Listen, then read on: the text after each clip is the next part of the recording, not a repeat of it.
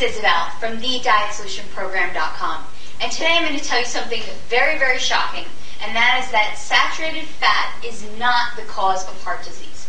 I know, you think I'm crazy because your doctor told you to stay away from anything with saturated fat, but I'm here to give you some facts that will show you how it's not the saturated fat that's causing all this heart disease, but it is the packaged, processed, sugar, refined foods that everyone is eating that is really causing an increased percentage in heart disease in our country today.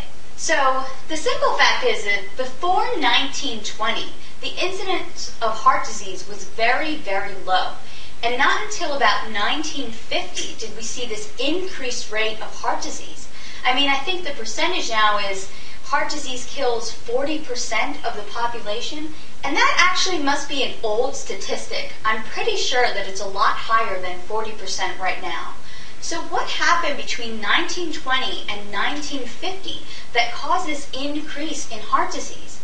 Now, if the truth is that saturated fat is what's causing heart disease, we would assume that people now eat more saturated fat during that time.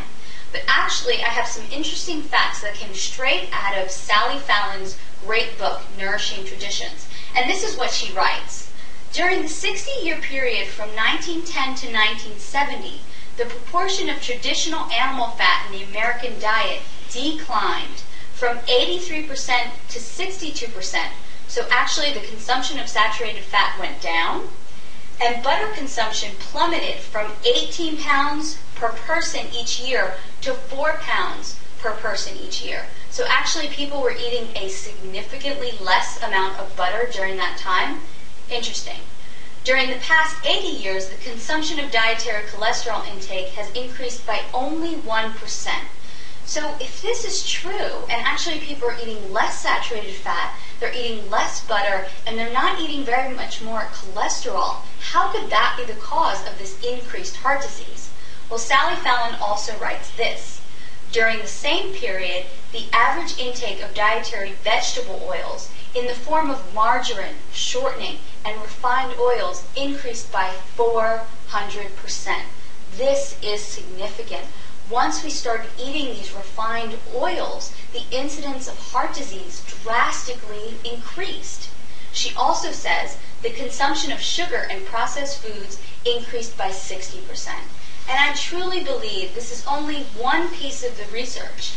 People are eating way too many processed fake foods, tons of processed carbohydrates, tons of sugar, and even in my own practice, when I decrease these foods, people become much, much healthier. So taking these facts into account, it is not the saturated fat. It's not the healthy, organic, raw butter that you can cook with that's causing heart disease. It's not the unrefined organic coconut oil. It's not the natural grass-fed beef. These things are okay. And it's not the egg yolk that's giving you high cholesterol. It's these processed foods, it's cakes, it's cookies, it's tons of pasta, tons of bread that's causing the incidence of disease.